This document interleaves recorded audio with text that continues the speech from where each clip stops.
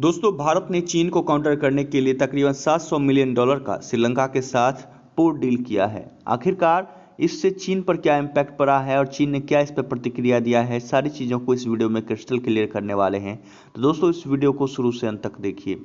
Hello दोस्तों, मेरा नाम है राजीव और आप लोग देख रहे हैं टुडे हिंदुस्तान न्यूज़। जैसा कि आप लोग जानते होंगे कि इन दिनों भारत ने चीन को काउंटर करने के लिए श्रीलंका के साथ तकरीबन $700 मिलियन का पोर्ट डील किया है और इस न्यूज़ को इन दिनों international media outlets extensively cover कर रही हैं, जो कि आप मेरे स्क्रीन पर देख सकते हैं। रिसेंटली आपको पता होगा कि इन दिनों श्रीलंका इकोनॉमिकल क्राइसिस से जूझ रहा है और हाल ही में वहाँ की गवर्नमेंट को श्रीलंकन गवर्नमेंट को फूड इमरजेंसी भी घोषित करना पड़ गया, क्योंकि उनके पास इतने भी पैसे नहीं थे कि वो बाहर से खाना मंगवा सकें या खाना इंपोर्ट करा सकें, और ऐसे में उन्हें फूड इमरजेंसी घोषित करना पड़ गया। और इसका सबसे बड़ा रीज़न यह था कि उन्होंने चीन से काफ़ी ज़्यादा मात्रा में कर्ज ले रखा है, काफ़ी बड़ा अमाउंट में उन्होंने डेबिट ले रखा है चीन से, जिसका इंटरेस्ट भी पे कर पाना श्रीलंका के बस की बात नहीं है। और यहाँ तक कि ऐसे हालात श्रीलंका के हो गए थे कि उन्होंने अपना एक इंटरनेशनल पोर्ट हम्बनटोटा चीन के नाम कर दिया तकरीबन 99 सालों के लिए।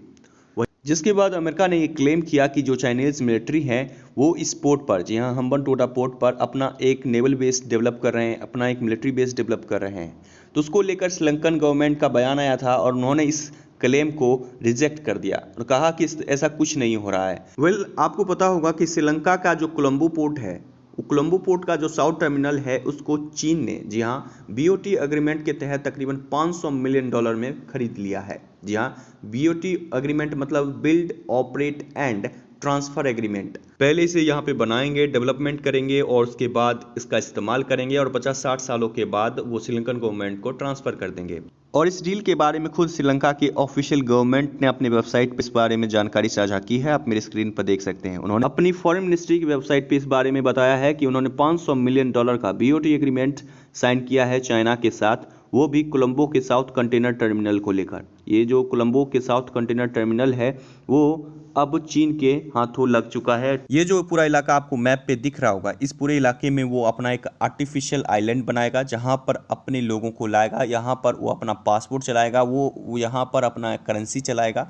जी हाँ, तो ये सारा चीज़ करने वाला है चीन। यहाँ पर श्रीलंका का कानून लागू नहीं होगा। बात कर ली जाए तो यहाँ पर वो अपने मुताबिक ऑपरेट करने वाला है साउथ टर्मिनल को, और बात कर ली जाए तो वहीं इस वेस्ट टर्मिनल को आप जो देख रहे होंगे वो काफ़ी ज़्यादा स्ट्रेटेजिक पॉइंट ऑफ व्यू से भारत के लिए काफ़ी इंपॉर्टेंट था। अगर ये भी चीन के हाथों में चला जाता तो ये काफ़ी बड़ा भारत के लिए डिसअपॉइंटमेंट होता। तो ऐसे में भारत ने अपनी एक प्राइवेट कंपनी को आगे कर दिया और उन्होंने जाकर इस वेस्ट टर्मिनल को खरीद लिया है श्रीलंका से। वो भी तकरीबन चीन से ज़्यादा कीमत पर, $700 मिलियन देकर, $700 मिलियन देकर भारत के अडानी कंपनी ने अडानी कंपनी ने इस साउथ वेस्ट टर्मिनल को खरीद लिया है, वो भी $700 मिलियन देकर वो भी पोर्ट बनाएगा वहां पर, और बीओटी एग्रीमेंट के तहत यानी कि build operate and transfer agreement के साथ इन्होंने भी खरीदा है। तो ऐसे में चीन को काउंटर करने के लिए भारत का काफी बड़ा स्ट्रेटेजिक पॉइंट ऑफ व्यू। अगर यहाँ पर किसी भी तरह से चीन अगर नेवल बेसिस डेवलप करने की कोशिश करता है तो चीन पर काफी ज्यादा इंटरनेशनल प्रेशर पड़ेगा, क्योंकि चीन को ये जमीन ट्रेड करने के लिए मिली है, ना कि यहाँ पर military bases naval basis develop करने के लिए war strategic point of view से नहीं दी गई है। तो ऐसे में चीन अगर इस तरह की कोई हरकत करता है तो उस पर इंटरनेशनल प्रेशर बनेगा। वहीं आपको पता होगा कि कोलंबो पोर्ट के वेस्टर्न टर्मिनल पर अब भारत का कब्जा हो चुका है, और ऐसे में भारत अब इस टर्मिनल को ऑपरेट करेगा, क्योंकि भारत की एक प्राइवेट कंपनी अडानी ग्रुप ने इस टर्मिनल को तकरीबन $700 मिलियन में खरीद चुका है।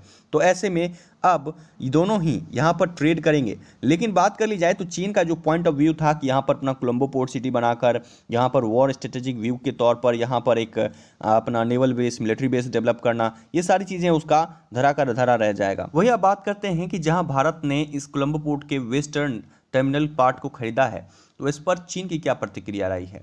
तो आपको बता दें कि चीन के जो लोग हैं वो अपनी सोशल मीडिया पे ये फिलहाल बातें कर रहे हैं। चीन की सरकारी कंपनी को भारत के प्राइवेट कंपनी ने टक्कर दे दी, जहां भारत ने अपना गवर्नमेंट का पैसा ना लगाकर उसने अपने ही भारत के ही एक प्राइवेट कंपनी को आगे कर दिया और उसने इस पोर्ट को खरीद लिया। बिल्कुल इसी तरह का strategic point of view America अपनाता है, जिसमें अमेरिका के बहुत सारे जो प्राइवेट कंपनी हैं वही एक स्ट्रेटेजिक पॉइंट ऑफ व्यू से अमेरिका के लिए काम भी करते हैं, जो कि वॉर मिलिट्री में भी काफ़ी ज़्यादा सहयोग और ट्रेड के लिए भी काफ़ी बड़ा सहयोगी साबित होते हैं। तो ऐसे में बिल्कुल भारत ने बिल्कुल यही रवैया अपनाया और अपने प्राइवेट सेक्टर को आगे किया। प्राइवेट सेक्टर में अडानी ग्रुप जो कि ट्रेड को लेकर इस पर यहाँ पे काम करेंगे। वहीं चीन के पास भी ट्रेड के अलावा और कोई ऑप्शन नहीं बचेगा और यहाँ पर मिलिट्री बेस और नेवल बेस बनाने का जो सपना है वो धरा का धरा रह जाएगा। वैसे दोस्तों, अगर इस तरह की हरकत करता है तो चीन को इंटरनेशनली इतना ज़्यादा प्रेशराइज किया जाएगा कि चीन वहाँ से उसका जो एग्रीमेंट है वो एग्रीमेंट भी धरा धरा रह जाएगा और एग्रीमेंट भी कैंसिल हो जाएगा, क्योंकि वो ज़मीन उन्हें ट्रेड करने के लिए मिली है, ना कि मिलिट्री बेस और नेवल बेस डेवलप करने के लिए। वैसे दोस्तों, चीन को काउंटर करने के लिए भारत का ये जो पॉइंट ऑफ व्यू है और ये जो काफ़ी बड़ा कदम है, ये काफ़ी ज़्यादा सराहनीय माना जा रहा है। वैसे दोस्तों, आप क्या सोचते हैं इस बारे में? नीचे कमेंट्स में अपनी ओपिनियन जरूर शेयर कीजिए। साथ ही दोस्तों, अगर आप ये वीडियो यूट्यूब पे देख रहे हैं तो चैनल को सब्सक्राइब कीजिए। वहीं अगर आप ये वीडियो फेसबुक पेज पे देख रहे हैं तो पेज को फॉलो कर लीजिए।